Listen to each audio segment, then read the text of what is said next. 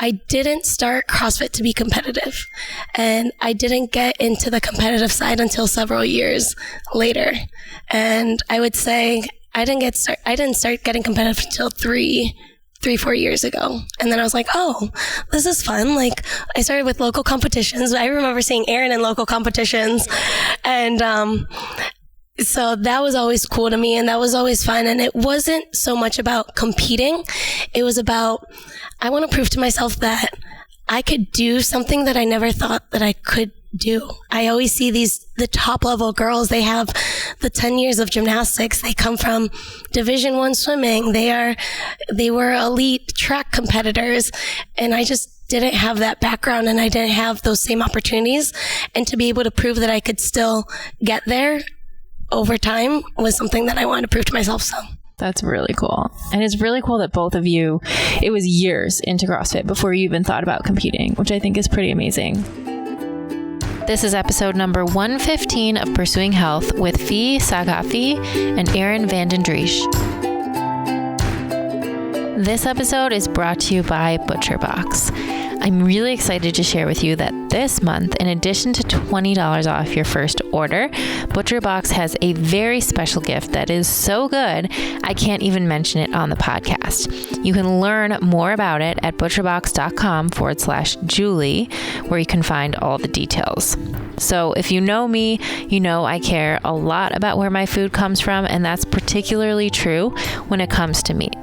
I believe that meat can have a place in a well-rounded diet, but there's a huge difference when it comes to animals that are raised in feedlots and that are fed primarily corn and soy and routinely given growth hormones and antibiotics, and those that are responsibly raised, fed their natural diet, and never given growth hormones or antibiotics. High-quality meat like this is hard to find, but ButcherBox makes it super easy because they deliver 100% grass-fed and finished beef, free-range organic chicken, and heritage breed pork, as well as wild Alaskan sockeye salmon directly to your doorstep. All of their products are humanely raised and never, ever given antibiotics or hormones. This gives me some peace of mind knowing that I can trust my meat is the highest quality out there and will taste amazing. Plus, they offer free shipping anywhere in the contiguous 48 United States, which is awesome. Right now, ButcherBox has put together a very special deal for all Pursuing Health listeners. If you order your first box, you'll get a very special gift plus an additional $20 off. And as I mentioned, that special gift is so epic, I can't even talk about it here. You'll have to go to butcherbox.com/Julie to check out the deal and get your $20 off your first order. Now remember, it's only available until supplies last, so go check it out right now. Once again, that's $20 off plus a special gift with your first box by going to butcherbox.com/Julie. Check it out. I promise it will be worth it. Welcome to Pursuing Health. I'm Julie Fouché, family medicine resident and former CrossFit Games athlete. Here, I bring to you information and inspiration from experts and everyday individuals for how to use lifestyle to maximize health. Thank you so much for joining me. Now let's get started with this week's episode. Well, hello there and welcome back to Pursuing Health. In this episode, I had the pleasure of sharing a conversation with two very lovely young ladies who will be competing at their very first CrossFit Games in Madison in just a few short weeks. Now, I had met both Fee and Erin through the years in our local CrossFit community here in Cleveland. If you stay tuned to the episode, you'll get to hear some of those stories about how we all first met. And I've enjoyed watching them from afar as they've both developed into two of the fittest women in the world. We caught up just after they had both secured their qualifying spots to chat about how they got into CrossFit, their evolution as athletes, and what tips, habits, and practices they've found to be critical in allowing them to qualify for their very first CrossFit Games. A little bit of background about each of these women before we get started. First, Erin is a former Baldwin-Wallace University gymnast and a two-time Central Regional athlete. She made an appearance at regionals on the Seatown CrossFit team in 2017 when we were teammates, as well as an individual in 2018. With the changes to the 2019 game season, Erin made the surprising decision to opt out of the Open, and instead she focused on competing at sanctionals, most notably in the Italian Showdown where she topped the podium and earned her ticket to the 2019 CrossFit Games. Erin is a nurse and a current nutrition coach, and she trains out of her husband's affiliate Route 18 CrossFit in Medina, Ohio. Fee is a former high school volleyball athlete who started CrossFit as a way to manage her weight and provide some direction in the gym while she was in college. After 2 appearances at the Central Regional, one on Team CrossFit Mentality in 2017 and a second as an individual in 2018, she decided to dial in her training and her mindset and commit to her goal of becoming a Games competitor. She finished in 24th in the 2019 Open, securing her rookie berth to the CrossFit Games. Fee attended John Carroll University, where she earned a degree in exercise science and most recently graduated with her master's in business administration. Fee currently coaches and trains alongside Scott Panchik at CrossFit Mentality in Mentor, Ohio. I think you'll be impressed and inspired by both of these ladies as you listen to their stories, just as I have been. A couple of quick reminders before we get into the episode. First, this episode is produced by CrossFit Beyond the Whiteboard, the best workout tracking in the biz and the one I've been using since 2009. You can learn more about them at beyondthewhiteboard.com. If you're enjoying the podcast, please head over to iTunes to subscribe and consider giving it a rating. I'm also always looking for inspiring stories to share. So if you or someone you know has used lifestyle to overcome a serious health challenge, please send your story to me at info@juliefouché.com. Finally, please remember that although I am now officially a doctor, this podcast is meant to share the experiences of individuals and does not provide medical advice. So with that, let's get started with episode 115 of Pursuing Health, featuring Feeroozeh Saghafi and Erin Vandendriessche.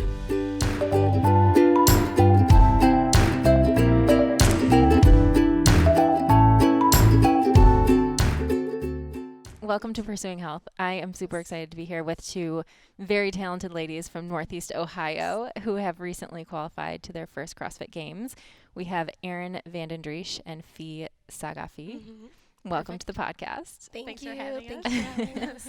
I'm so excited. And we were just saying how you have gone through a lot of firsts together and your journeys have paralleled each other in a lot of different ways, but also there's some differences. So I'm excited to kind of dig into both of your stories and where you're at today. So why don't we start with your background? So Erin, do you want to start first with kind of what your life was like growing up, what sports you were into, and anything you want to share about your childhood?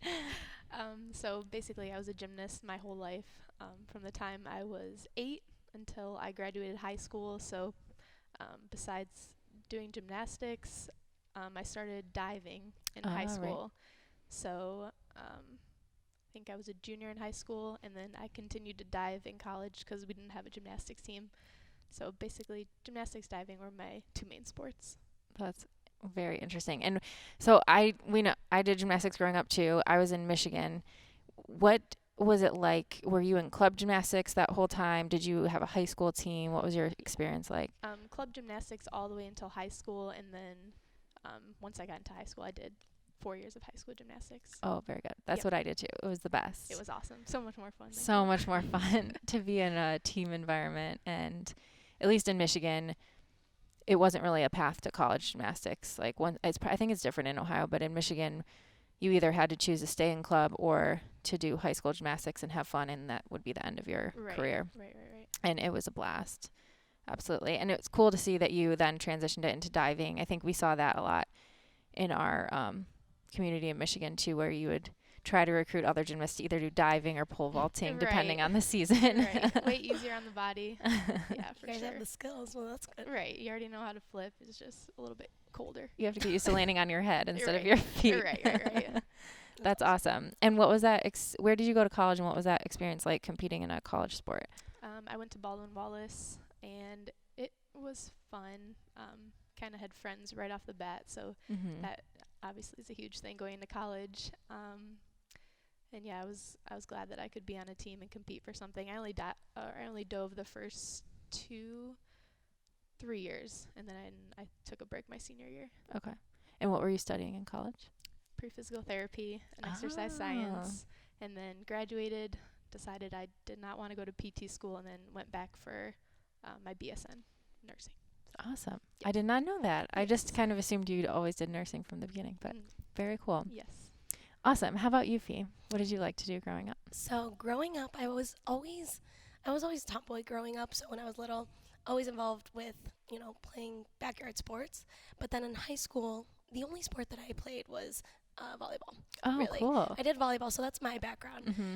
So I'm a little bit different. I don't come from elite gymnastics or anything like that. I kind of just started with volleyball, did it for 3 years, and after that, I did the JO, the Junior Olympics off season, traveling just for a year.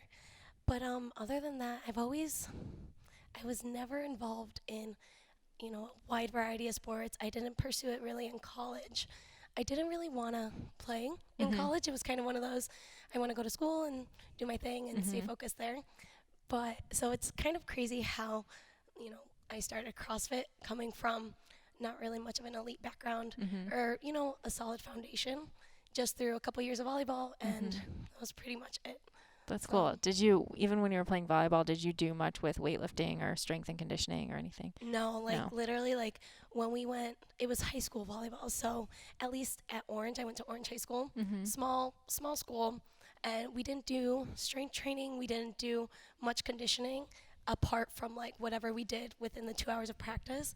But I had no experience with weightlifting, no experience with true conditioning. No, I could not give you a single pull-up for the life of me when I started CrossFit. So that just shows, even, what I was walking into. Yeah. And so no experience whatsoever. I knew how to play volleyball. I could give you a bump set spike, and that's it. That's awesome. And cool, too. You're not a very tall athlete either, No, I was obviously you've got DS, the entire back row, libero, defensive specialist. And that's interesting. That's very similar to my sister. She found volleyball as her main sport in high school, and not the tallest, but that was her position, and I think it helped. She has a great squat. Yes, and that's literally the only thing that I really had going into CrossFit was I have some strong quads. I think because I was just always in the bottom position there, and that's it. Everything else wasn't as strong, but I have some strong legs, so it was good to at least have that For sure. to start. That's awesome. And did you guys both grow up in the area, or where did you grow up? Yep. So I grew up in Perry, so probably 15 I didn't know minutes that. away from here. Oh, that's awesome. Oh. I grew up, well, I'm born here in Cleveland. I ended up moving out to Youngstown. I lived in Boardman for a couple years. Okay. And then moved back here. It was more because of my dad. He was working at a couple hospitals and eventually made his way back here again. And so back in Cleveland, I live in Pepper Pike. So cool. Been there since. Awesome. And you started to get into this a little bit, but I want to talk about how you guys found CrossFit, how you got into it initially. So, Erin, You want to start? So I believe we just graduated college, and my husband Carlin and I were sitting on the couch, and the ESPN CrossFit Games came on, and I was like, oh my God, that looks so fun. Look at all the stuff they're doing. And we both competed, our whole lives, and we weren't currently doing anything. So I'm like, that would be such a cool thing to try. His dad had a building that was vacant and that he was looking for someone to rent. Oh. So we kind of just decided to just jump right in. Start a so CrossFit awesome. gym. I did not know that. We didn't know anything about CrossFit. He got his L1 right off the bat, and I just started doing it for fun. Probably the first 3 years, I was just thrilled that I could do a pull-up, and I was just doing these workouts. Had no idea how to snatch or clean or anything, but I was doing these workouts, and it was so much fun.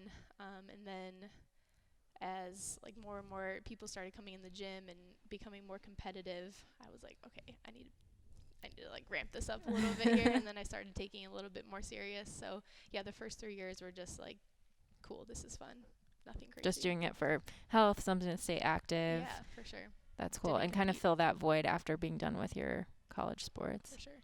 That's awesome. That's so cool that you guys just opened a gym. Yeah, we're why not? That's so cool. My husband has a business degree, so he really didn't know what he wanted to do after college, and this kind of just perfect opportunity. Fell in our lap. Yeah. So. Oh, that is so awesome. That's really awesome. I'm learning so much about you. I know. We've been together for so many years. How about you, Fee? Well, I started CrossFit, so it was my freshman year in college. So I think that's 2013, just about. And pretty much how I stumbled onto it. At the time, I was not in a good headspace. I was gaining some weight. A lot of people gain that college. What is it? Freshman 15. Freshman 15. Mine was like the freshman 30. Okay. And I just I wasn't confident. I didn't feel good about myself. I needed some kind of structure and some kind of accountability. And at the time, I was with someone, and they said, hey, like, check out this new sport. It's kind of developing. And he showed me a couple of YouTube videos, and he's like, it's called CrossFit. Maybe that's something that, like, we could do together and get involved. So at the time, I wasn't involved in a CrossFit gym. I knew there were, like, some around, but I was just at Lifetime Fitness. And so we would go to Lifetime Fitness and, like, hit a couple WODs together, some burpees, some pull-ups, box jumps, just standard movements. And I was like, oh, like, I like this. This is fun. Like, and at the same time, when I went to the gym by myself, I didn't know what to do. I hopped on a treadmill and ran a couple, 2 miles, grabbed a couple dumbbells, like, threw them around, and that was it. I just did not know what to do. So it was really nice to be able to step into a gym, have that structure, have someone leading you, and just be confident and comfortable in what you're doing and not having to question a lot of things. So I started CrossFit, because I wanted that structure. I wanted to also just feel good about myself. I wanted to be in a comfortable community that made me feel safe, and I wanted to, feel good with the people that I was around. And so that's why I started, and it really just started because I wanted to lose a couple pounds. Like, I just wanted to lose some weight, and I wanted to stop wearing baggy clothes. Like, that's literally why I started. And then it took off. So then a couple years went by. I wasn't as consistent. Maybe I was only making classes, a couple times a week. My eating habits weren't the best at the same time, so I really didn't see, the results and the gains that I wanted, and the gains that you see, like, with the athletes that are on the TV. And it all came down to the nutrition. So once I started to dial that in, then I started to really see, my performance improve in the gym through movement and through proper eating. And I didn't start CrossFit to be competitive. And I didn't get into the competitive side until several years later. And I would say I didn't start getting competitive until 4 years ago. And then I was like, oh, this is fun. Like, I started with local competitions. I remember seeing Erin in local competitions. I remember seeing you here too. And so that was always cool to me, and that was always fun. And it wasn't so much about competing. It was about, I want to prove to myself that I could do something that I never thought that I could do. I always see the top level girls. They have the 10 years of gymnastics. They come from Division I swimming. They were elite track competitors, and I just didn't have that background, and I didn't have those same opportunities. And to be able to prove that I could still get there over time was something that I wanted to prove to myself. So that's really cool. And it's really cool that both of you, it was years into CrossFit before you even thought about competing, which I think is pretty amazing. For sure. And you kind of gradually got to that point. So I want to talk a little bit about the first time I met each of you, because I think that's a good part of the story. Yes.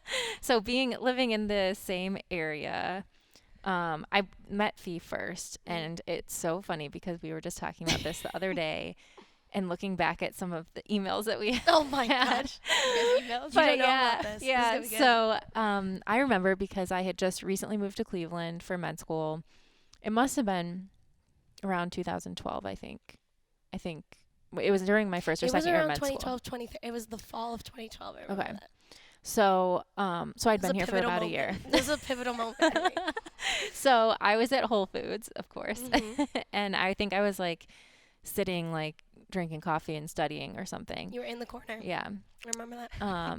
And all of a sudden, you like came up to me and introduced yourself, and I think you had just recently started CrossFit, or you were like you were very new into it, and you just like told me a little bit about how you were getting into it and you were excited, and then I think we exchanged emails, because then we have a few emails after that where it was just cool to look back to see you'd send me a little update like, I got my first muscle up. Yes, and you just pulled that up recently. Yeah, one of the emails even said like, I just want to keep getting better, and my goal is to make it to regionals one day, which is so cool to see now, like how far you've come. And then I think at first I was like, I approached Julie and I was like, can I have your autograph? I've like been watching you on TV for so long, and I think it's so cool what you're doing. I think I even said like, if you want to get a workout together. Yeah. I think we were like, I we was were trying to make that fangirling happen so because that hard. was before Scott even had this gym. Yes. Long before you were here. I think he was working out at CrossFit Distinction, and I was just starting to go there, and he was just starting to like break away and maybe open his gym. So it never actually really happened at that time. No, yeah, we never really got a workout together. Yeah. Until Black Flag. Until now, yeah. And I still have your autograph. Really? So Julie gave me her email too. So then that's, I remember getting my first muscle up. I think it was my first bar muscle up. And I immediately like emailed Julie just to like let her know. You sent me a video of it. I did send you a video. Oh my Yeah. gosh. I still have it. I think like scroll back in my Instagram and like all my first Yeah. muscle ups are there. That's so awesome. But it's been so cool just to like from afar see how much progress you've made since that time. And we've run into each other here and there, like just being in the same area. And I remember the first time I came to Mentality here and saw that you were coaching, and it's like, oh my gosh, look how far she's come. Then you graduate college. I know, it's like you've do all been with these me this things. whole time, really. I know. Yeah. So it's been really cool. That is awesome. Thank you. Long time in the making. Yeah. So It's cute. crazy. Yeah. And then Erin, I think the first time we met was when you came up to Seatown for an open workout. Yes. And so we had a mutual friend, Katie, who you had done gymnastics with. Yes. Grew when up you were with Katie. younger. Yep. And so when you started CrossFit, did you know that she, like, were you keeping in touch with her? Did you know that she was doing it? I believe so. We never worked out together or anything. Okay. And I don't think we had until right around that moment where she asked me to come do that workout. Yeah. And so Katie and I were both at Seatown, and we were doing the open, I think it was 2016. And she was like, we were like thinking about trying to get a team together, but it wasn't going to happen that year. But she's like, I have this friend who did gymnastics. She's really good, and like she's going to come up and do a workout. So we came and did an open workout. I can't remember which one it was. It was one with bar muscle ups and power snatch and bar muscle ups. Okay. So it was Your jam. Yeah, 4 or something. something like that. The biggest moment of my life. I swear. It was you kill like no, I didn't. Oh. But like I was competing, or I was going against Julie. I'm like, oh my gosh. It's so weird. I still have like that's videos Yeah. of You have me videos? warming up in the back of the gym. I'd at be so Seatown. nervous. And my one friend who was there coming to watch Josh, he was filming me warming up, and then he was secretly panning to Julie warming up. He's like, this is how games athletes warm up, not like this.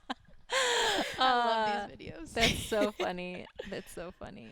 It's so funny to see like even like to go back to all of our first, like when we first started, and just to like see the growth and to see It's so kinda where crazy. that is awesome. It's crazy. And it's important to do some creeping later. Yeah, right. Yeah. And it's important to do, right? To like appreciate how far Yes. you've come, because it can get frustrating when you feel like you're not making the progress that you want to, and then you always have to Absolutely. step back and say, hey, like look at where I've come from. It's really cool. Yes. Really cool. I think that's the hardest thing that I struggle with, and I think a lot of us do anyways, and it's just you know that you shouldn't get into that, you know, mindset of comparing yourself to other athletes, or like even saying that, oh, I'm not where I want to be. But I think that's always going to be a never-ending process, especially if you're someone that's very non-complacent. And but yeah, I think Scott's really been a huge help when it comes to just reminding myself where I started and why I started. And it was never to, you know, beat anyone else, and it was never to, you know, compete. It was never about competing. It was always about just staying true to who I was and having fun with it. And it's just been awesome to take those moments, take a step back, and be like, okay, see where you've come from, see all the progress that you have made, and give yourself credit for it, which is important. Yes. It's important to have those people around you who are going to help you Absolutely. keep that mindset. So anyways, Erin, after that workout, then I think the next year we recruited you to actually come up and train with us and join our team. And so we went to regionals as a team. And I think that year you were also on a team, correct? Yes. Yeah. So Team Mentality. we were all on teams at regionals. And was that your first regionals? Or It was my first, it was Okay. our first time getting a regionals team. It was my first regionals, and it was with myself, Kristen Panchik, Scott's wife, another coach here, Mike Neitzel, and then Dr. Chad Teague, who's a chiropractor. That's so cool. Go Cairo.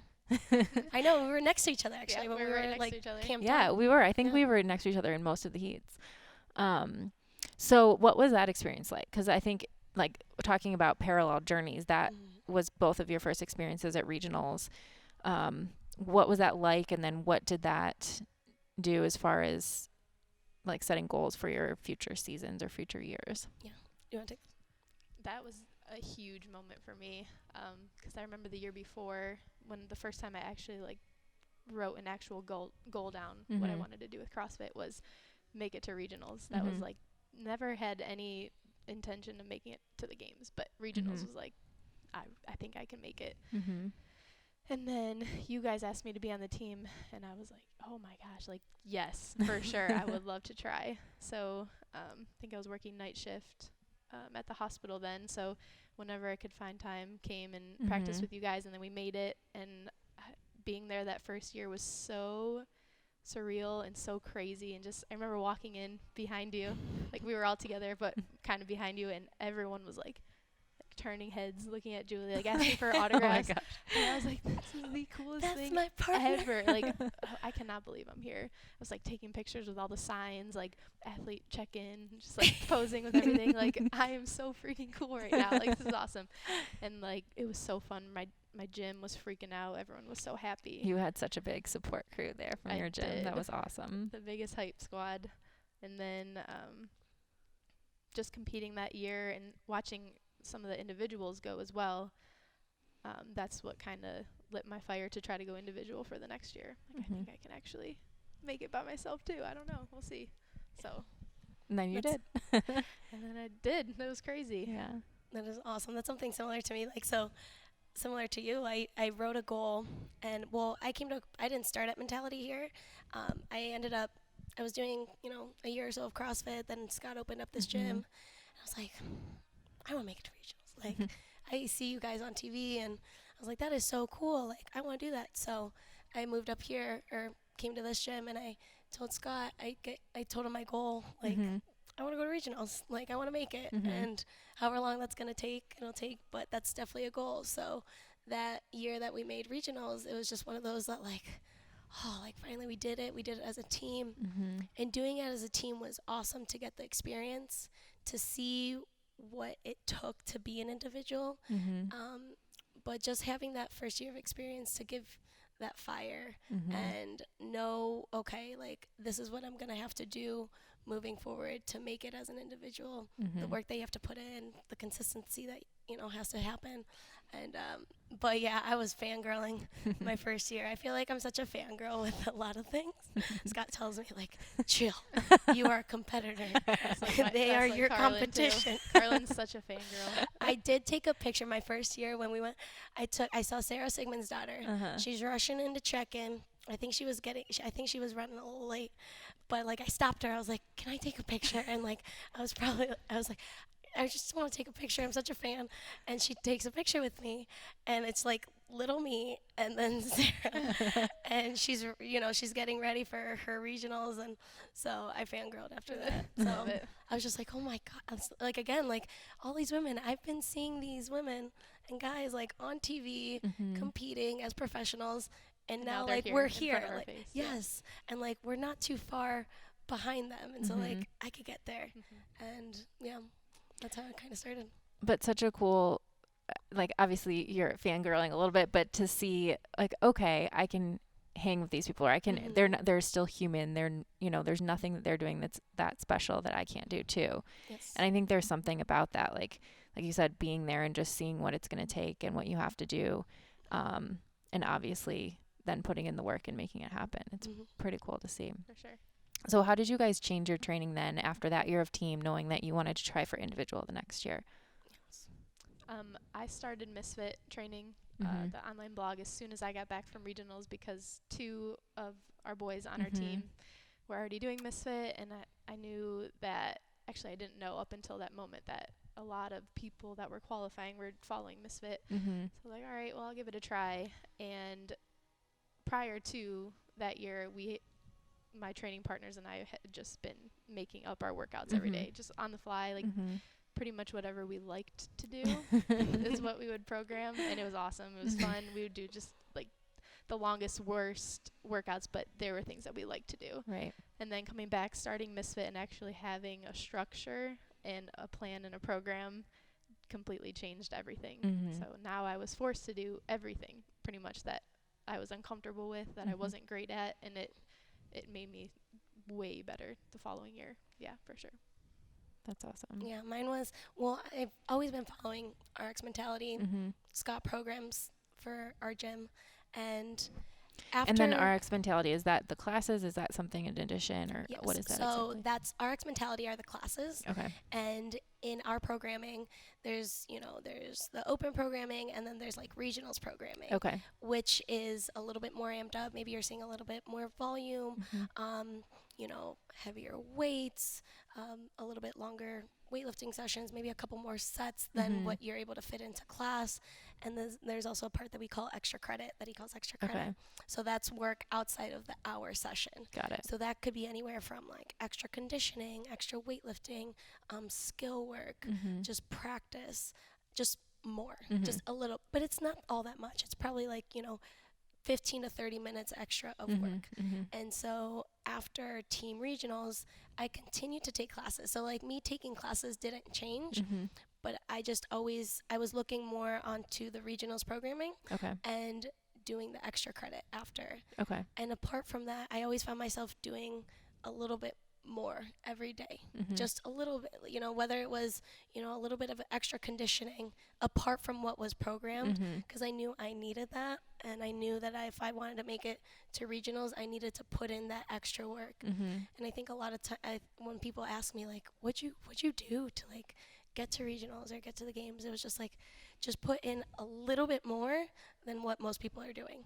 And that put in every single day is something that completely changed, the difference from 2017 team regionals to being able to qualify 2018 individual regionals, the extra work that I was putting. But my nutrition was definitely getting a little bit better and better as well on top of the training.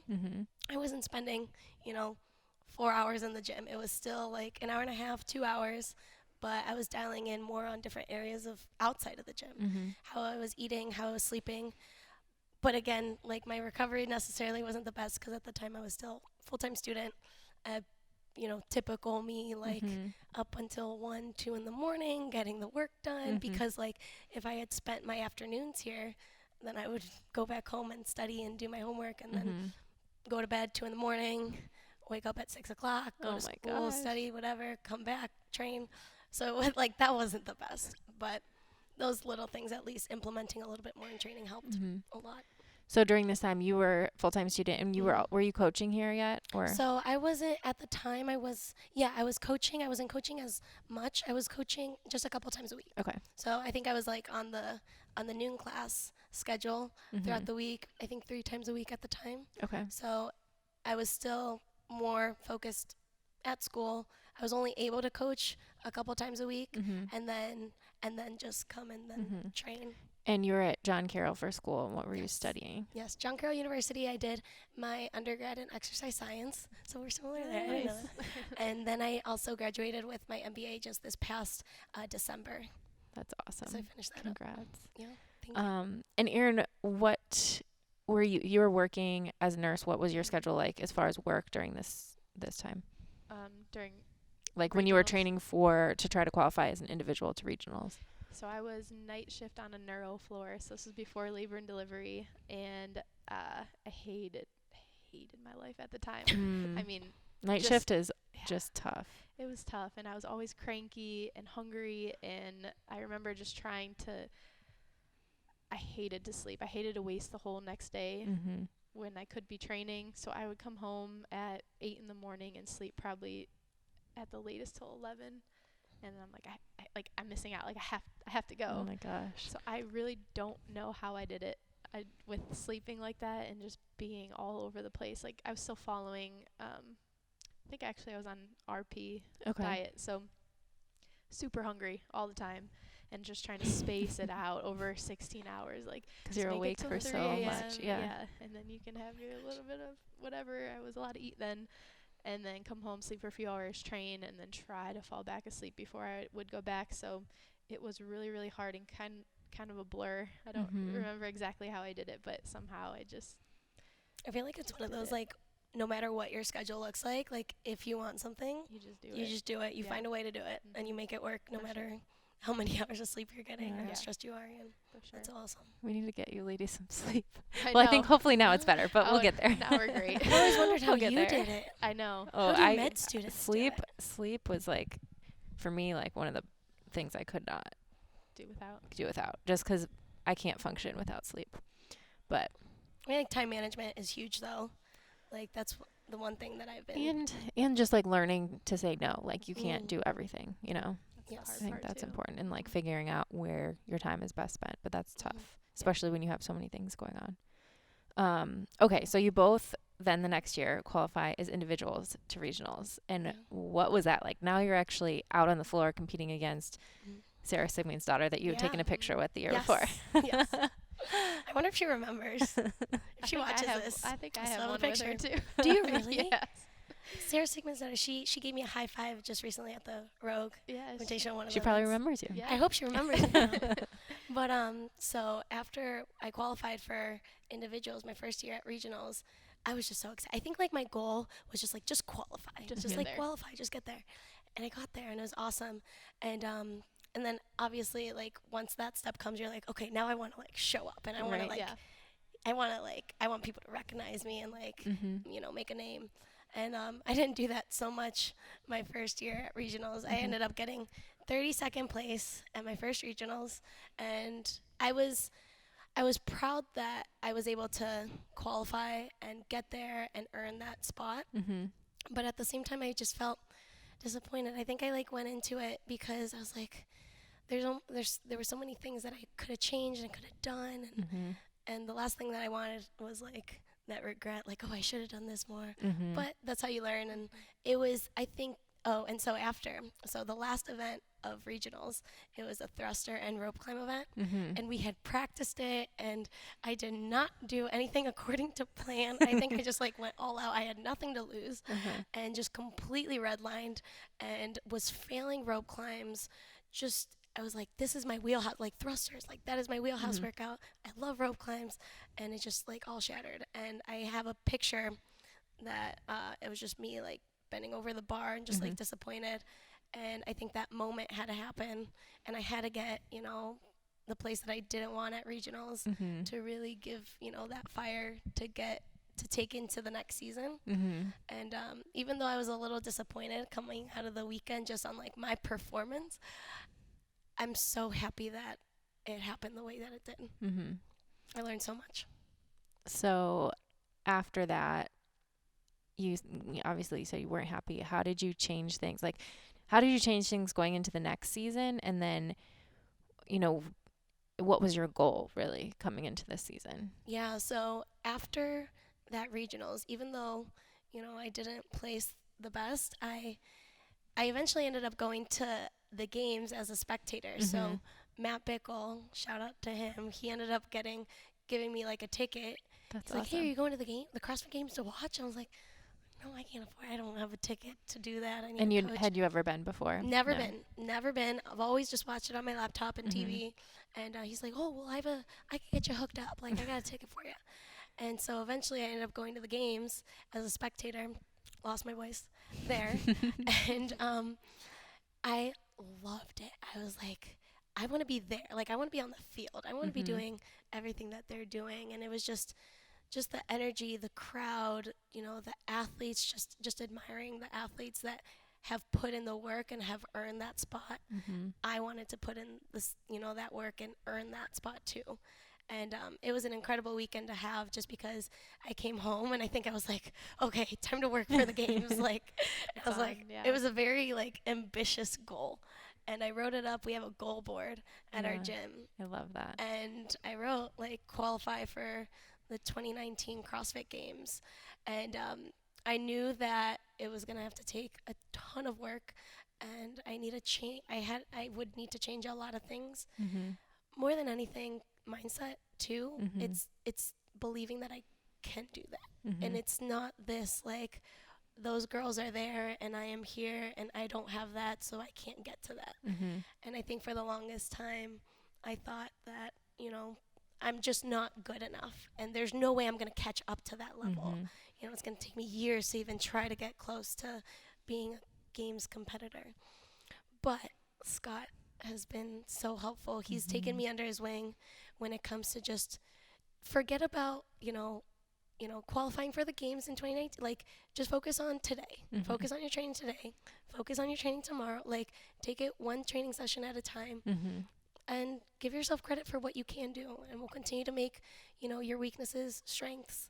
And we'll take it one step at a time. And so he took me under his wing a little bit more and just kept me accountable for what I was doing. And so that kind of all led into this season and then the Open. So that's how I qualified for the games. That's crazy. I want to come back to that, but I want to hear Erin's story first about her first regionals individual experience.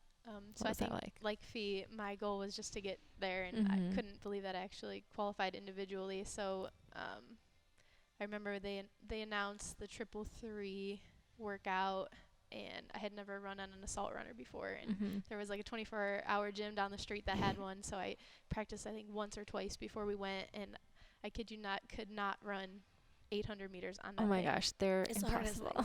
I was like, so oh tiring. my god, I just remember, just please get me through this workout, and like I'll be so happy. I don't care how I do, just get me through the 3-mile run. So we get to regionals, and like my eyes are like, oh, like I cannot believe I'm here with all these girls. And wasn't that the first workout of regionals? Yeah, the 333. I capped that in practice so hard, so so much. I was like, first one of the first ones off the rower. Like, this is going great. You and, killed it. Double unders were great. I was almost the first one onto the assault runner, and I just remember just trudging along. My dad has a video, and it is so funny because I'm just swinging my arms and just like stomping on this thing.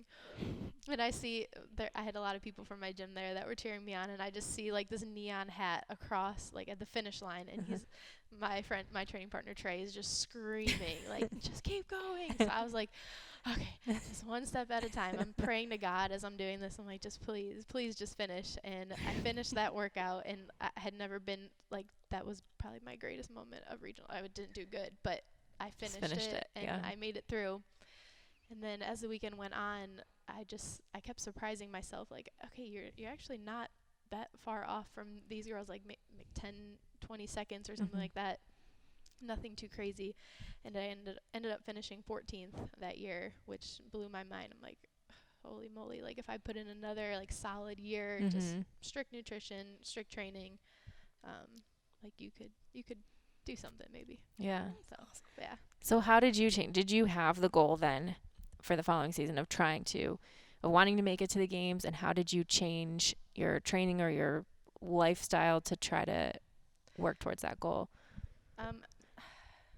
I guess in the back of my head, the goal would be now to make it to the games, but I never really voiced that to anyone. You never wanted to say it out loud. Yeah, I didn't want to say it out loud because it just sounded absurd. Like, of course, everyone wants to make it to the games. Like, you're just going to sound silly if you say it out loud. So just keep it in. Like, you're good. So I just kept working hard, and then they changed everything. Now there was no more regionals. Yeah. There was a lot of big changes. So you guys are like, I mean, everyone At least we got is. our first. Yeah. You guys are, but everyone is used to the structure of the Open and regionals, and you've been to regionals before, you know what it takes to qualify. That's less of an unknown, but now they completely throw all of that away, and it's totally different. So like, what were your first reactions when that happened? I was sad. I was like literally lost. I was lost. I'm like, what? I didn't understand what was going on. Like, there was something called sanctionals. Like, cool. I'm never like, how am I gonna get to Australia? Like, I was just so bummed out, and I'm super stubborn, and I'm like, I'm not doing the Open. Like, just forget it. And yeah, I was lost for a sec, and then I remember Misfit putting out a podcast. And unlike Fee, I don't have a coach, and I don't have someone who is constantly telling me all these very encouraging things. So I kind of just read a lot, just some self-help motivating books that kind of like got me back on my feet. And I listened to the podcast, and it was like, I think they were saying like, if your whole life is destroyed right now because regionals is gone, like you're not doing this for the right reason. Like, you need to take a step back and reevaluate why you're doing this in the first place. So I'm like, that's very correct. That's right. So I kind of took a step back and just remembered why I started CrossFit, and it's just fun. I love doing it. I love competing. I love being there. So I just did every single thing that I could do during the off season to get better, and started to understand what the sanctionals were, and that okay, I could qualify, or we could go to Italy. We got invited because we went to regionals, and I decided that's the one that I would go for, not thinking that I would win, but I wanted to try because I think she almost didn't go too. I almost did not You go. almost didn't go, and I was like, you need to go. Yeah. Because you had the competition before. Yeah, so in Mid-Atlantic right before, and I was on a team for that, and we did really good. We got 6th place, and I'm like, so expensive. My mom's like, Erin, I will help you pay for it. Just go. I'm like, okay, I'm going to Italy. Holy moly! Like, I can tell my kids one day, like, your mom competed in Italy. Like, that's good enough for me. So I'm like, that's what out of all things that you want to tell your kids. Yeah. So I did it, and that's how the weekend turned out. It was insane. That's incredible. No, when I found out that regionals was gone, I was bummed. I was on vacation with my boyfriend, and someone sent me the link of like, no more regionals. And I was like, I just got there. You're about to take this away from me. And like, I was like, okay, like, I was sad, and but at the same time, I was trying to understand a little bit more on like, okay, what do these sanctionals now mean? And the more that I learned about it, the less bummed I was actually about regionals, because it kind of allowed for more opportunities to qualify for the games, which I absolutely love how I think the setup is now. You have different opportunities to get to the games and get that bid and get that ticket. And even though it requires a little bit more traveling, it's still a great opportunity. And it's not just, it's not just your region, and it's not just those 5 limiting spots. And then if you don't make it, then it's like you're done. Like then your season ends right there. And so then I appreciated that a lot more. And so I ended up finding out. Someone told me, one of my friends, Ralph, he ended up telling me, like, oh, did you know that Italy's giving out, like, if you qualify for regionals, like, you totally have a ticket to at least qualifying in Italy. And I was like, oh my God, like, and they were only like accepting the athletes to reach out within a couple weeks. Oh, wow. So they didn't reach out to you? No, they didn't. They had like posted it on their Instagram page, I guess, and I wasn't following them on social media. I've never heard about the Italian Showdown until like one of my friends. Either. No, like I ended up posting it, and Erin's like, I think you messaged me, and you're like, oh, are you going? And I was like, yeah, like all regional athletes from 2018 get to go. Like, get your butt message and them sign right up. now. Yeah, message them. And I think you immediately did. And so then that's how I decided on Italy. I was like, cool, like I'm going to go to Italy, and I'm going to try to qualify for the games there too. And I got second. Erin beat me out on that one. And I was just as excited, I think, for her getting that bid. I think I cried a little bit for her. I'm so glad we were there together, for real. That was so fun. But it was cool. It was still cool. It was a great opportunity to get into a sanctional event. It was my first sanctioned event. And I mean, I loved everything about it. I loved traveling to it, and I loved having the experience. I think is still huge for me as I continue to develop into the sport. And so that was great. And I think my dad at first was like, there's like competitions every weekend, talking about local box competitions. He's like, why can't you just sign up for one of those? Why do you have to go all the way to Italy for this? I was like, I think this is a little different, Dad. Just go to Italy. You'll get an understanding once you get there. But don't ask too many questions. Yeah, just let me do my thing. Just love me and support me. That's so cool. And you had just recently found out, like, officially that you had qualified through the Open. Was that before you left for Italy? Yeah, so I think, like, everything was official when I got to Italy. I think, like, CrossFit, they came out with their official list. But, yeah, so the Open, it was the best, hands down, obviously, best Open that I've ever had. And every week that I did the Open, I actually wrote up, one of my goals was, like, I just want to hang with the elites. I just want to see how close I can get to that blue line. And if I get 50th, I'm happy, because like I think last year I was like maybe 100 something or whatever it was. So like every year was a little bit more improvement, but every week the weeks into the Open were just better and better. And like, I kept seeing my name, like flirting with that blue line. And I would get messages and be like, Fee, are you seeing yourself on the leaderboard? I'm like, yeah, but it doesn't matter until the 5th week, right? And I was like, okay, like, I could do this. Like, this might be my ticket. Yeah. And 19.5 thrusters and chest to bar. Scott, I was doing it my second time, and it was Monday. We had to submit Monday night. So you did it. When did you do the first time? The first time was Friday Night Lights that we were here. So we were here Friday Night Lights, and it was Scott and I were facing off. Okay. And Scott had his strategy, and I had my strategy, but like, my strategy was the same as his strategy, which is not all the best. And not necessarily good for you. Not best for me. And he was like, I'm going to hang on to these sets. And I was like, me too. Like, I completely redlined the first workout, or the first attempt on it. I was like, okay, we need to re-strategize. And I get into doing it on Monday again. And before the workout even started, I think it's on my Instagram page, I posted it. Yeah, I saw that. It was the so most cool. intense. Like, Scott comes from like a coaching background, a football background. Coaching, yeah. Yeah, so he's all about like giving those like pre-performance speeches. And he looks at me, he's like, this is your last workout, and this is your ticket to the games. So when you're hurting, just tell yourself, this is my ticket. Oh my gosh, I'm getting chills. Just like repeat that. The more that you hurt, repeat it in your head. There's like music in the background. And I was like, I love that. Like, so okay, pumped up. And 19.5, like, finished it out. I ended up shaving off almost a full minute. Wow. From my time. And I ended up like hanging out, like, we completely re-strategized, and I just stayed to strategy, stayed what felt good, and just trusted myself. And that is literally on repeat in my head. I'm going to the games. I'm going to the games. And this is like these next 8 minutes, I could either qualify myself for the games or I could sell myself short. So I was excited. That's awesome. That was it.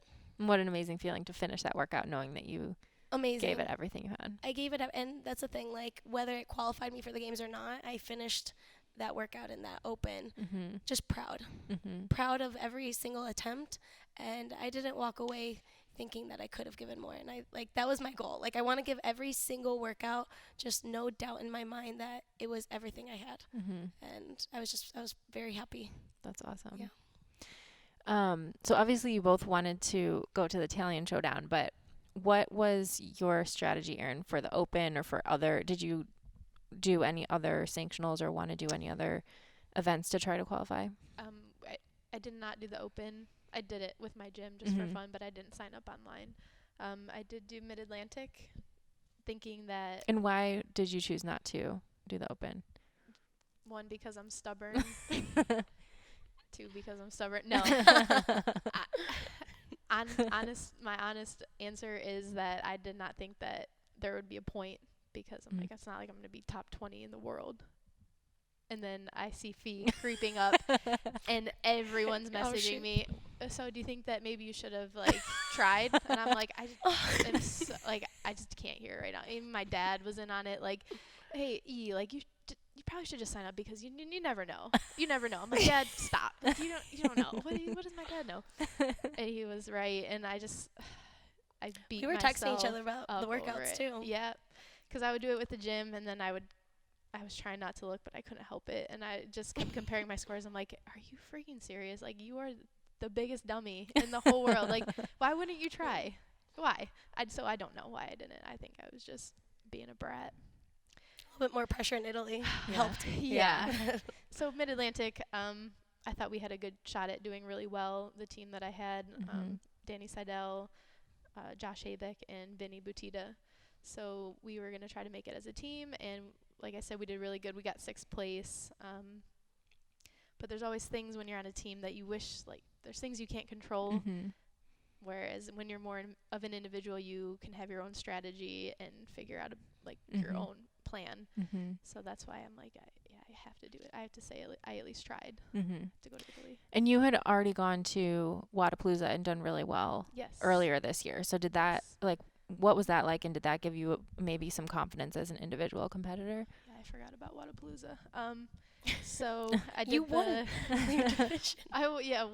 So I did the online qualifier, and they took 20, right, to the elite category. I think top 20, and I was like 22 22 or 24 or something, and just missed the elite, which I was bummed about, but I'm like, okay, well, I'll still go and compete because that's fun. So I competed in the RX division and was behind the whole weekend. And then the last day was like my jam. There was handstand walks and heavy snatches and just some more heavy like barbell cycling, which I'm surprisingly better at than light barbell cycling for some reason. I don't know why. So I came proud of. I don't know. So I came up from like 80 points behind and ended up winning the RX division. And I think I like posted some pictures online and someone commented like, when am I going to see you at the games? And I remember commenting, you're so sweet. Like, ha ha ha. And then, then went to Italy and won. I was like, okay. And what was it like going to Italy? What were your expectations or your goals going into that competition? Make the first day cut was my goal because there's 200 girls and they cut to 40. It's a big cut. I had no idea what the competition was going to be like. I think the roster was a little bit different. More athletes were supposed to show up, and I think because of them already qualifying or something that they didn't go. So then all these spots were like started opening up, and I'm like, okay, I'm looking at the roster. All right, this is good. This is all right. This is cool. So then, like I said, my goal was just to make the cut on the first day, and then after the first day, I think I was in like 11th or something, and then they reset all the scores completely. And I knew those were like not good workouts for me, so I'm like, okay, if I was in 11th with bad workouts for me, then I think I can do pretty good the rest of the weekend. So. And at what point during the weekend did you ever let yourself think like, okay, I think I can win. I think I can qualify to the games? So day 2, the scores are reset, and I think we have 2 or 3 workouts? We had 2 workouts. 2 workouts, day 2. And I was sitting in first, and I remember like calling my dad and calling my friends. I'm like, I can just go home right now. Like I'm in first place in the Italian showdown. I'm like, I don't really even want to compete in the next 2 days. Everyone's like, Erin, shut up. Like you can do it. You can do it. I was like, okay, I can do it. So I literally had to dig deep inside of me and like refer back to my books, and that sounds lame, but I had to do that. That's awesome. And kind of get myself in the right mindset. Like you're here right now. Why can't you be there tomorrow? And I think the last day there was the running and squat clean one, which not a good workout for Erin. You killed it. And that's She's lying. And that's the workout that I actually did the best on. So I was really, really proud of myself. And I think at that moment I'm like, okay, you're a competitor. You can do this. Yeah. We were next to each other on that one. Yes, we were right next to each other. That's awesome. What was it like competing with each other, having known each other from Ohio, and now you're in Italy competing next to each other? It was very comforting. Yes. I could take that was just, and I was telling Erin too. I was just like, thank God we're next to each other. And I think it's just because like we've been together in local competitions. We've competed on team together before, and just like having someone that you recognize, that you also know like where their strengths are is good, and you know how to push, and it almost like keeps you accountable. So it was a cool little, I literally did not see anyone else on the floor. I knew Erin's right there and she's creeping up and I'm like right behind, and I'm like, okay, let's just stay with on that one. I was just like, just stay with Erin.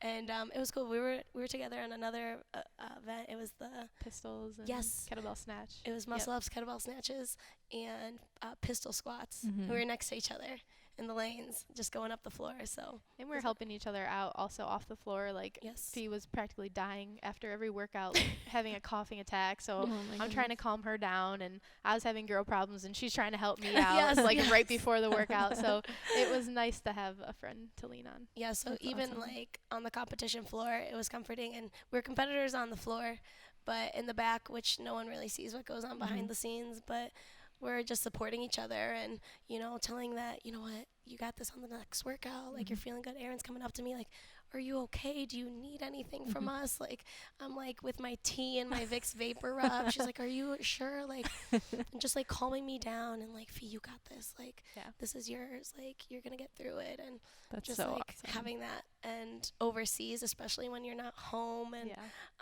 it was awesome to have. So that's really awesome. What do you think was the biggest change, whether it's training wise or mindset wise, that allowed you to make that big shift to be able to qualify for the games this year? I think hands down, the biggest shift in mindset was giving myself credit for, like I said, like what I can do, and knowing that I could get there. Not the whole like, oh, what if, kind of mindset, and what if I had the gymnastics experience, I could get to the games, and what if I had that, level of elite, sport in my background, I could get there. And Scott always tells me, like, you deserve to be there. Like, this is not a fluke. Like, this is not by accident. You didn't perform the way that you did in the Open and in Italy just by luck. And you need to give yourself credit that everything that you are doing is worth getting to the games, and you deserve that just as much all the other competitors that have earned their ticket deserve that. And I think that was huge for me, is just having that mindset and being confident in myself. I think for the longest time, I've always, like I said, I've always seen the girls on TV and I've seen the competitors online, and it was always like this overly ambitious goal that I could never get to because I'm just not them. And Scott's like, yeah, you're you. And like, that's all you need. And just take it day by day. But mentally, you have to stay dialed in, because if you continue to beat yourself up on not being, where you want to be because of her, and your lifts not being at, comparing, and just like, you're just not going to have fun anymore. And it's going to beat you up in training. And what has it been like? I mean, how do you and Scott work together? Do you train together? Does he coach you? How has that? Because I imagine just with his experience and being able to see how he trains every day, and he's obviously been there year after year. I mean, that's a huge advantage I think you see it in a lot of situations, like even how Katrin started was by training with Annie and seeing like, oh, this is how she trains. I think it's achievable, instead of imagining these athletes as like completely unattainable. Yes. So just recently, like this past year, I never really trained with Scott until this past year. Okay. So it was crazy. Like I think it was last August, it was like, Fee, I want you to start, getting on what I'm doing, which is obviously a little bit more games training. So this was after you had been to the games and you've got that little bug in your ear, like, yes, okay. Exactly. And he's like, you could get to the games and I want to help get you there. And he said that like in the summer. And I was like, okay, yeah, sure. If you believe it, I'll believe it. Like, but that's huge, right? Having other people who believe in you is huge. And I think he saw something that I never really thought I could do. So after that, he ended up like, so the way that he does programming, he writes programming, pretty much goes through it, tests it out, and then what he does for the RX Mentality program, he does a different version of that. Okay. He's like, but you're going to be doing what I'm doing. Okay. And so he would do the programming, and I would always be a week behind him. Okay. And I'd stop doing classes, and I started to do training on my own at first, which is never fun. And if anyone does training on their own, it is so hard to just stay focused and stay motivated and accountable. But so that's how it started, just doing workouts on my own, and he would write the programming and give it to me, and I would be doing it throughout the day in between coaching classes. And then come closer to Italy, that's when we started to actually train together. So then we were on the same program, and we would hit sessions together. And then the sessions that we couldn't hit together because of, his work and my classes, I would just do separately. But we would always be like, he would always send me his times and score or whatever the intention was for that workout. Yeah. And then he would always follow up too. So it wasn't just like, here, do the workouts, let me know how you do, and we'll hit it tomorrow. It was always just revisiting what we did, the work that we put in.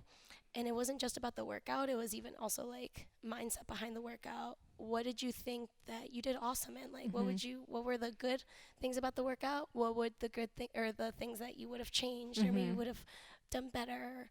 Or what do you take away that we need to dial in, like those holes? And so it was always like revisiting how I was doing in training and mindset, strategy, flow of the workout and what we did. So that was awesome. And that just helped me learn so much more about myself. And it's not just about the workout. It's not just about the, 5 rounds and 21:59. And Right. it's so much more than that, and the mentality behind what you're doing and staying intentional. So he's definitely taught me so much about that. That's huge. Getting so much more out of it than just checking the workout off your list. And so after Italy, then Rogue came along, and I ended up I qualified for Rogue through their qualifier. And why did you decide to do the qualifier at that time? Did you know that you had qualified for the games, or what was your intention for competing at Rogue? Yeah, so by that time I knew that I had qualified for the games, so like no pressure on that. And I did the qualifier because I just wanted to. I just heard so much about the Rogue Invitation. I was like, oh my gosh, that's so cool. Like all these games athletes are already going. Like I want to go, and that'd be a great practice or a great experience before getting to the games. And Scott was like, you should definitely like sign up and do it. I was like, okay, well, I'll do it. And not really thinking like if I qualify, awesome. If I don't, like I'm not like bummed out about it.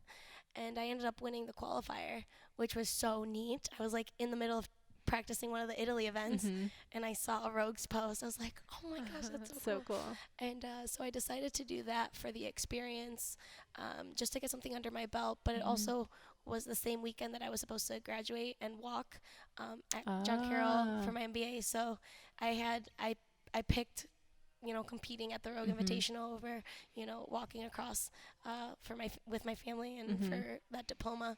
And that was something that I chose, and not something that my parents were very happy about. At first, they're like, all this money, and we're not about to walk across stage. But I did it, and they came to Rogue and were just as supportive. And I wouldn't have changed it for the world. That's It was awesome. just the best experience. That's awesome. And congrats on your MBA too. Thank you. What was it like kind of being with, they had the top 10 women from the games who were there competing.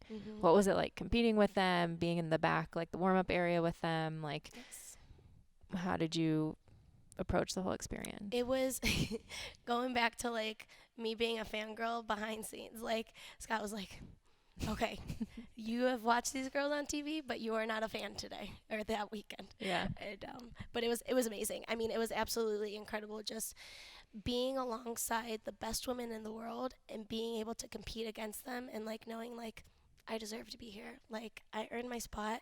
I've proven myself several times, and like this is my time to prove to myself that I've earned all of this, and I've learned that I've come such a long way. And it was definitely a proud moment to just be there and have that opportunity. And it was cool to like even talk to some of the girls in the back, like Margot Alvarez. She's just the sweetest. I asked her, I was like, what would you give like I think I caught her in the bathroom. Like I was walking out, she was walking in, and she congratulated me. She was like, hey, congratulations on making the CrossFit Games. Like Scott just told me. I was like, oh my gosh, you know me. That's so cool. I asked her, I was like, what would your advice be to a games rookie? And she's like, the first thing she said, she goes, you need to go to the games and just soak in every single experience. There's no pressure. You're not like held to these expectations some of these other top girls are held to because of, previous years performance. And you are there. This is your first year to learn and to soak it all in and to take everything just one event at a time. Don't let, bad events get to you because they already happened, and just be present in everything that you're doing at the games. And so that was just awesome advice to have. And I talked to even Tia. We were like paired up when we were like in our briefings and having to work on shooting together. So we were partnered up in our little stations. And I was like talking to her too throughout the weekend, and just like she was just telling me about like being confident in myself and being confident that I deserve to be here too. And it's just like great advice coming from her, and her even saying like, I've gone through the same thing. Yeah. Like I've been there. I've battled with, the mentality behind the sport and giving yourself credit and being confident in your performance and yourself. So that was always cool to hear that coming from like the best in the world, the fittest in the world. And it was awesome to kind of get that little bit of an insight from some of the top competitors. That's awesome. And awesome to see you go in with such a great attitude of like, I just want to learn as much as I can from these people, because That's what it's all about. Really. And it was one of those that, of course, I was nervous. And a lot of people were like, how are you feeling? How are you feeling going into it? Like, these are the best in the world. I was like, yeah, I know. I'm watched. I was like, I just want to take it all in and learn. And I came out of it, like, I got 13th overall. And there are events that I was very proud of. There are events that I was just like, okay, we need to do more echo biking. Like, that's one of my worst ones. But I learned. It was awesome. That's awesome. Okay, so backtracking, Erin, for you, what do you think was the biggest change in training or mentality that allowed you to qualify to the games? Just believing that I could actually do it and having more faith in myself. And I feel like a lot of these competitions, I go in as the underdog. Like, no one knows who I am, which I kind of like because there's no pressure. Funny story about that. I was talking to, like, the weekend before Rogue, I was with Justin, who writes the Morning Chalk Up, and he was like, what is the story behind this Erin girl? He was like, she didn't do the Open. She's qualified for the games. No one knows about her. And I'm like, she's definitely keeping a low profile. But I'm like, you just wait. Watch out. Oh, yeah. And that's the thing. Like, I like being the underdog because I can kind of crawl my way up with no pressure. But at some point, you just have to, like, realize, like, you're here to win this. Like, you can do this. So having more faith in myself that way, I think, was the biggest shift that helped me get through that weekend. And you mentioned that there are some books and things that you go back to. Are there any that you would recommend to other people as far as working on mindset or confidence? Of course, Ben Bergeron's book is one of my favorites. I think I've read it 5 times. And also Tim Grover. I don't know if you've heard of Relentless. I think I've seen it, but no, I haven't read it. Tons of great quotes in that book. He was actually Michael Jordan's mentor, I think. So he talks a lot about Michael Jordan, and I kind of just relate it my own way to CrossFit. Those are both great books. That's awesome. Yeah. So awesome.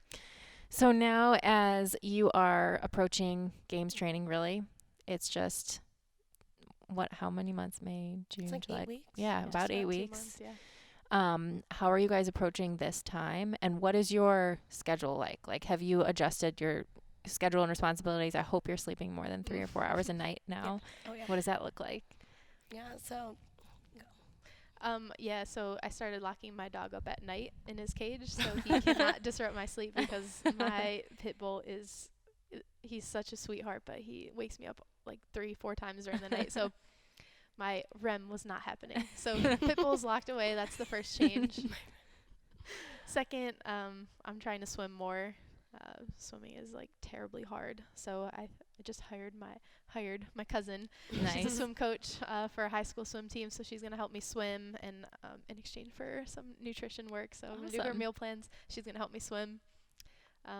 But basically same format that I have been doing, following Misfit. I think their games training for the games comes out in June. So we'll start that, and more just like strongman stuff that I never do in training, or not that often in training.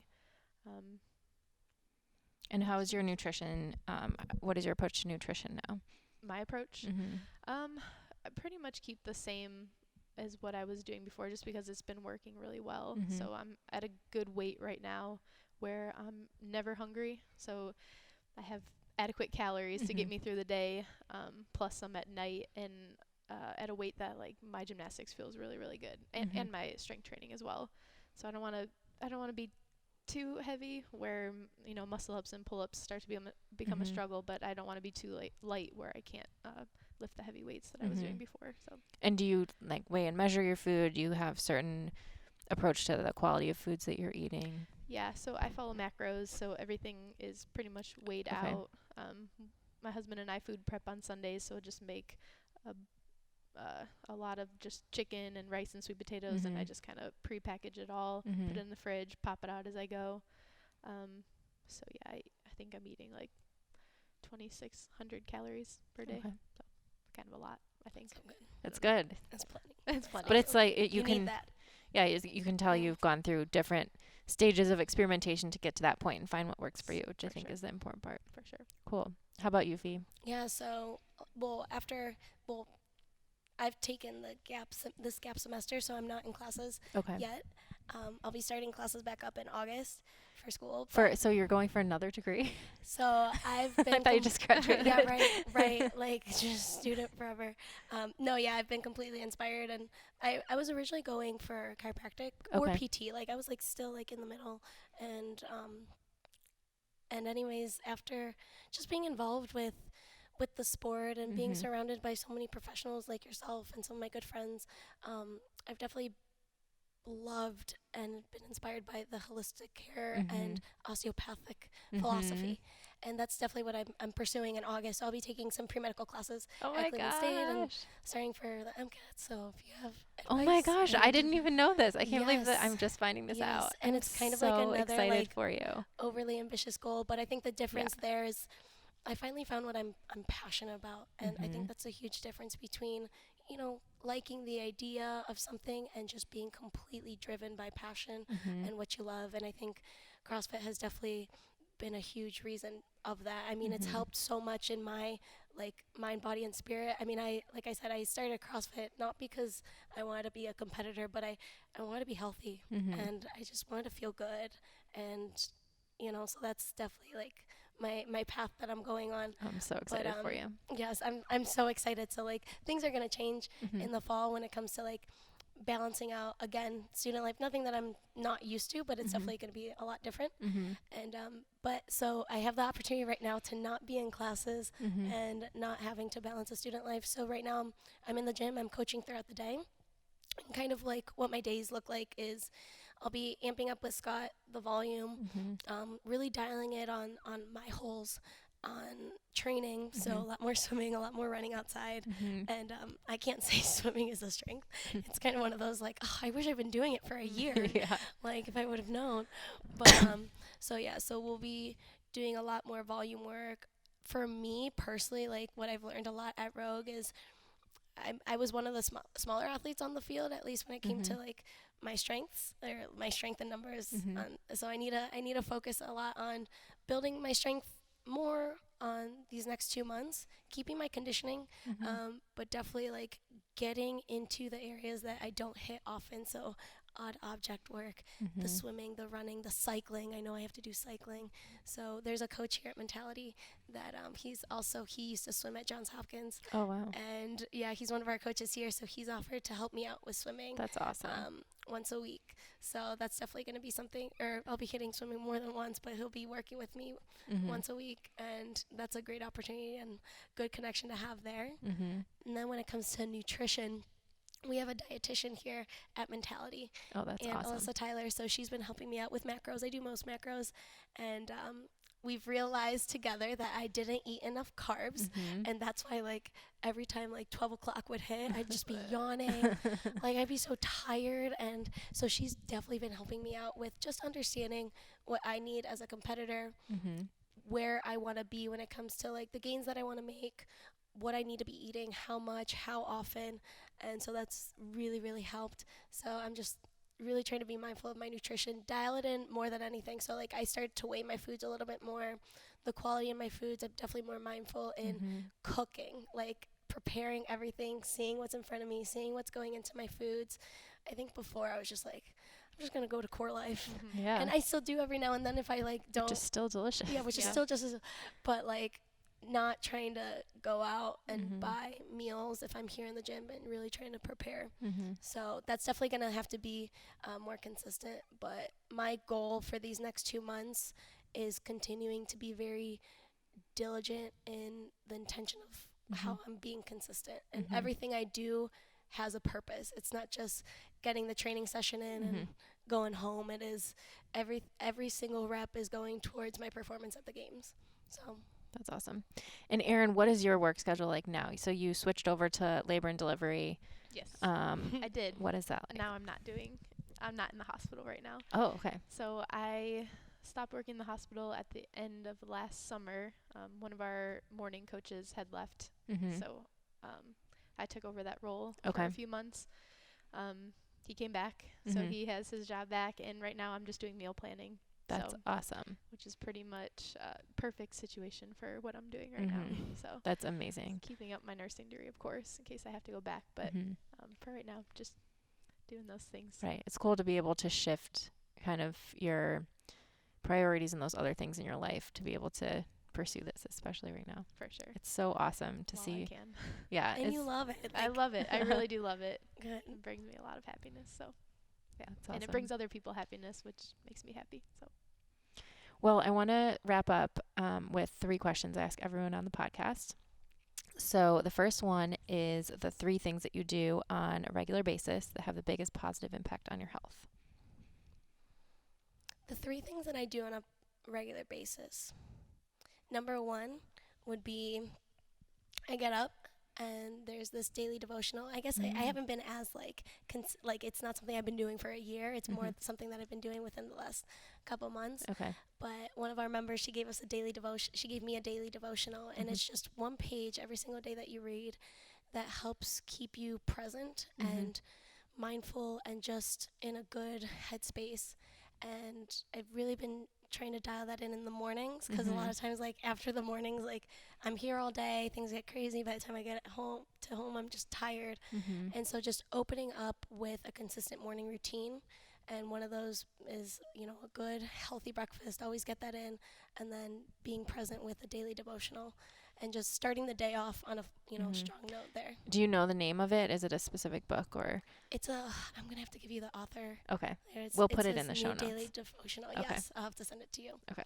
And she just gave it to me within the last, month or so. That's cool. So it's been very good with keeping me present. And I think, like, a lot of times if I'm up in the morning, I'm just like rushing to get things done, and just like everything's, pretty flustered, and I'm just rushing through the day, and it helps keep what I do in training, what I do in coaching with a purpose. So that's one thing that I do.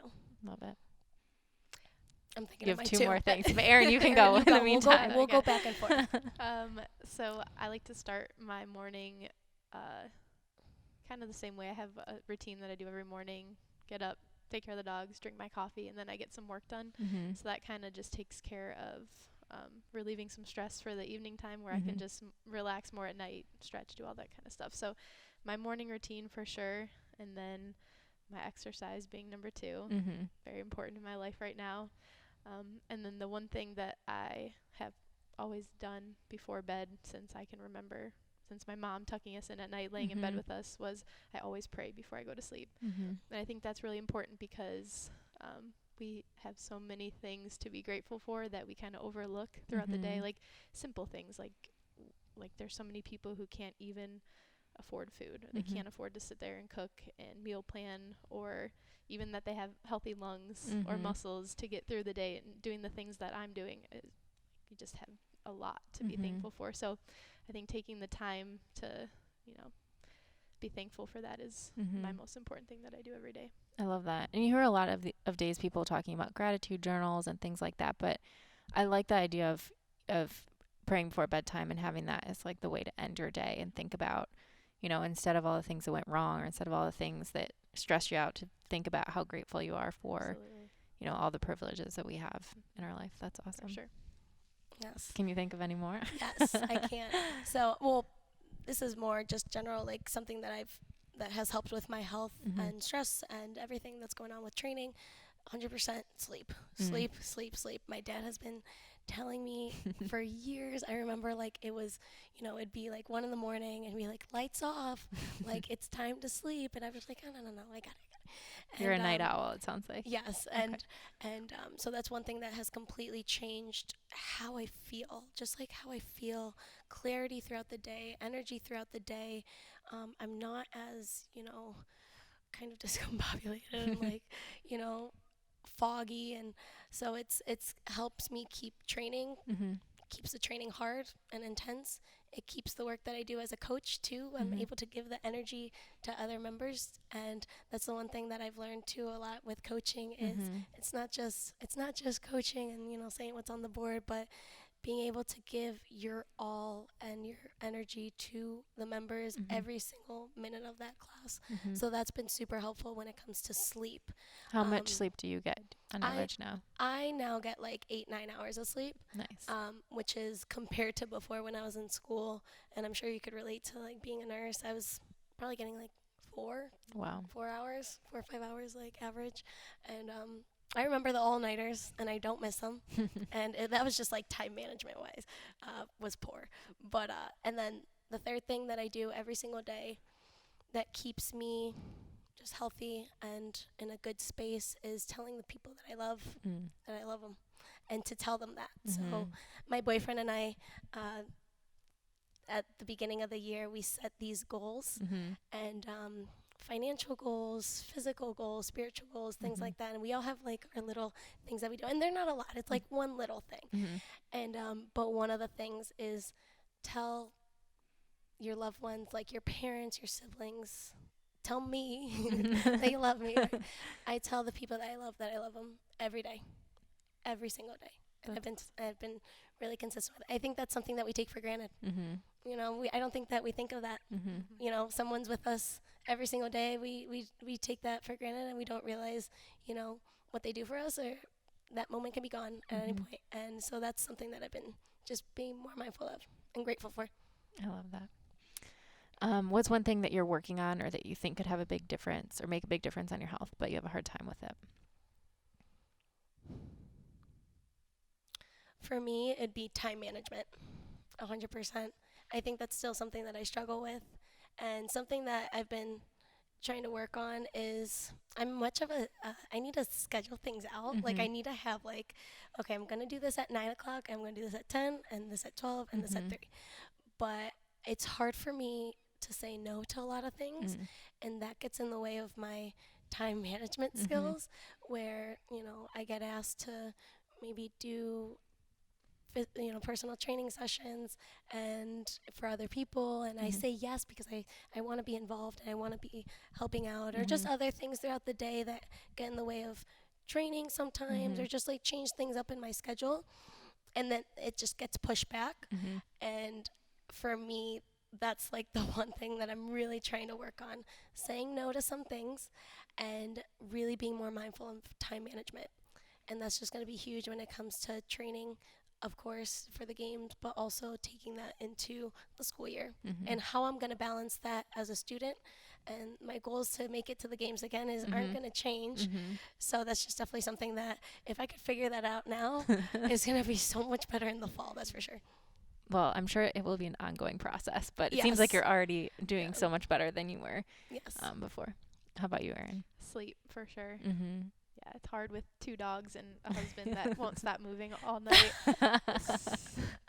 So that is my one thing I'm working on. But like I said, dogs in the crate at night now, so that will help. That's good. Yeah, I'm like, I have a lot of nervous energy. Not nervous, but like I get excited to start the day. So when I wake up, like to go to the bathroom at like 5, 6 a.m., I'm just laying there like, let's go. Let's go. Let's do this. 2 more hours. You got this. So I just need to kind of chill. I'll feel relaxed a little bit. Now you can. Yes. Now you can. All right. What does a healthy life look like to you? I love that question. A healthy life to me, first of all, it's the people that you're surrounded by. I think when I was first starting, just my early years in college, like I never found a good group that I was able to like really relate to and really like feel confident with. And just telling me that. Yeah, and it was just find your group of people that just like elevate every single area of your life, and that you're able to just be you. And I think that was huge in my like health when it came to like my stress and how I felt about myself and just the confidence that I had in myself.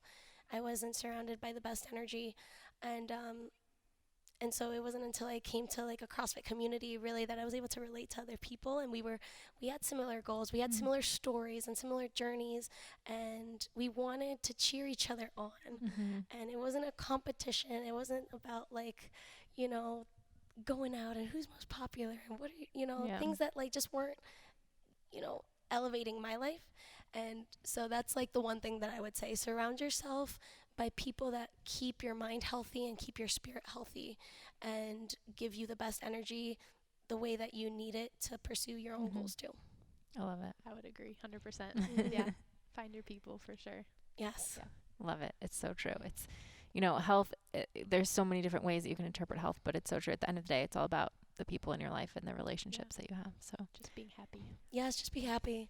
And that's like, I think a lot of times people think like to be healthy, you need to eat your fruits and vegetables, you need to drink water, you need to work out, and there's just so much more than that. But if you're doing that all by yourself all day long and you're never interacting with other people, then what's the point, right? Exactly. Yeah. So true.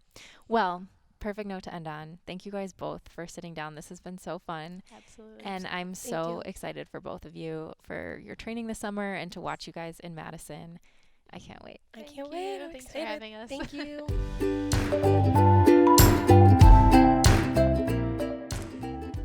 Hey there, thanks so much for tuning into this episode. As you could probably tell from our conversation, I had way too much fun catching up with Fee and Erin and learning more about their journeys that ultimately have led them to qualifying for the upcoming 2019 CrossFit Games. Here are some of my biggest takeaways from our conversation. Number 1 was about doing it for the right reasons. I thought it was really interesting that neither Fee or Erin had started CrossFit because they wanted to compete. Obviously, they're now both very fierce competitors, but it's refreshing to see that they love and have found value in CrossFit beyond as just an avenue for competition. I think this will serve them well later on when they decide to eventually retire from their competitive careers. It might be easier for them to still find that passion and desire to do CrossFit and practice a healthy lifestyle for other reasons. And I think it's an important question for all of us to ask ourselves, which is, why do we do CrossFit? This answer will change over the years and over our different stages of our lives, but identifying with this why will definitely help you to enjoy your workouts, not put so much pressure on yourself, and have a lot of fun, even if your name isn't always at the top of the leaderboard. The second takeaway that I have from our conversation is about patience. Fee and Erin both did CrossFit for many years before they even thought about competing. And even then, they started with local competitions, gradually increasing their training volume and intensity to qualify for a team regional experience and then an individual regional experience before even thinking about setting their sights on the games. So, we often want to see results and achieve our goals immediately, but big goals can take years and years to achieve. Be patient with yourself and enjoy that process. The third takeaway, which is probably the biggest and most important, and I think you probably recognize from this episode, was the importance of mindset. It was apparent that both Fee and Erin had identified their mindset as one of the most critical pieces of the puzzle that allowed them to qualify for the games this year. We see examples of this over and over again, but our own mind is often our biggest limiter. And if we can allow ourselves to believe we are capable of far more than we think, it's amazing what can happen. Neither Fee nor Erin were a shoo-in for the games this year, but it's clear that the work they put in on their mental game has paid off in a huge way. Never miss an episode, and to receive exclusive content from me, head to my website, juliefouché.com, and subscribe to my email list. If you like what you heard, don't forget to subscribe and consider giving the podcast a 5-star rating on iTunes. Also, don't forget to share your stories. If you or someone you know has used lifestyle to overcome a serious health challenge, please send me an email at info@juliefouché.com. I'll choose some of these inspiring stories to share here on future episodes. Don't forget you can train with me through Beyond the Whiteboard by visiting trainwithjuliefouché.com. Thank you again so much for listening, and I'll catch you next time on Pursuing Health. This episode is brought to you by ButcherBox. I'm really excited to share with you that this month, in addition to $20 off your first order, ButcherBox has a very special gift that is so good, I can't even mention it on the podcast. You can learn more about it at butcherbox.com/Julie, where you can find all the details.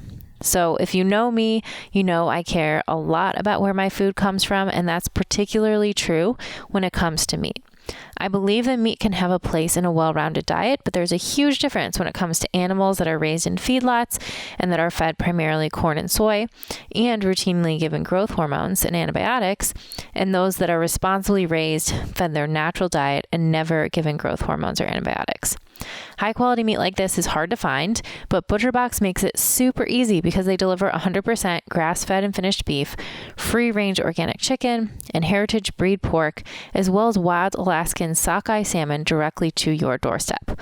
All of their products are humanely raised and never ever given antibiotics or hormones. This gives me some peace of mind knowing that I can trust my meat is the highest quality out there and will taste amazing. Plus, they offer free shipping anywhere in the contiguous 48 United States, which is awesome. Right now, ButcherBox has put together a very special deal for all Pursuing Health listeners. If you order your first box, you'll get a very special gift plus an additional $20 off. And as I mentioned, that special gift is so epic, I can't even talk about it here. You'll have to go to butcherbox.com/Julie to check out the deal and get your $20 off your first order. Now remember, it's only available until supplies last, so go check it out right now. Once again, that's $20 off plus a special gift with your first box by going to butcherbox.com/Julie. Check it out. I promise it will be worth